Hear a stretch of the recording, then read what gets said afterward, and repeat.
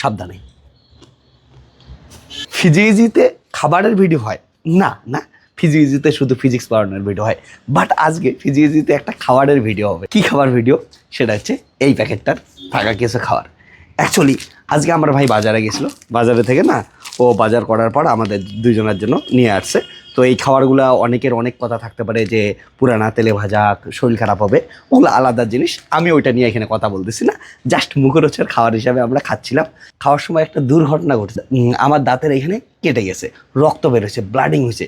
কিসের জন্য আমি দেখাচ্ছি। অ্যাকচুয়ালি এই খাবারের ভিতরে যে জিনিসটা ছিল, এই যে নিমকিগুলো আছে এমন টাইপের, অনেকটা খেয়ে নিছি, বাট এই যে নিমকিগুলো যদি দেখি একদম কর্নারগুলো এমন সরু সরু কর্নার, আরও যদি নেই আমি, ওকে প্রত্যেকটা যদি নেই এখানে এমন সরু সরু আছে। তো এর ফলে কি হয়, যখন এই সরু থাকে এইগুলা, এই জায়গাগুলোর ক্ষেত্রফল অনেকটা কমে যায়, ফলে প্রেশার অনেক বেশি লাগে। আমরা জানি pressure equal to force per unit area, that is area কম থাকার জন্য প্রেশার প্রচুর হয়। এর ফলে আমার এখানে লাগার সঙ্গে সঙ্গে কী হচ্ছে, প্রেশার বেশি থাকার জন্য কেটে গেছে এবং ব্লাডিং হচ্ছিল। তাই এই ধরনের খাবার যে কোম্পানিরা বানাচ্ছে, সেই খাবারগুলা ছোট বাচ্চার থেকে দূরে রাখো। দেখো একটা একটা করে আমার খাইলে প্রবলেম নেই, কিন্তু আমি রাক্ষসের মতো খাই, ওকে একবারে সবগুলা খাই।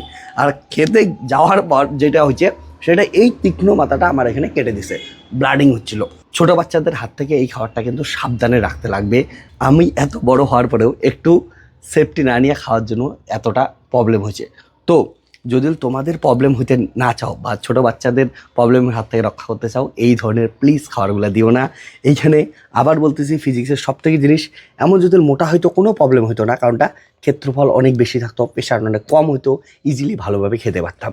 কিন্তু এই তীক্ষ্ণ মাথাগুলা আমাদের কিন্তু খুবই ক্ষতিকারক। হ্যাঁ, তেল খাওয়ার ক্ষতিকারক, ভাজা খাওয়ার ক্ষতিকারক, অনেক কিছু থাকবে, ওগুলাই আমি যাচ্ছি না।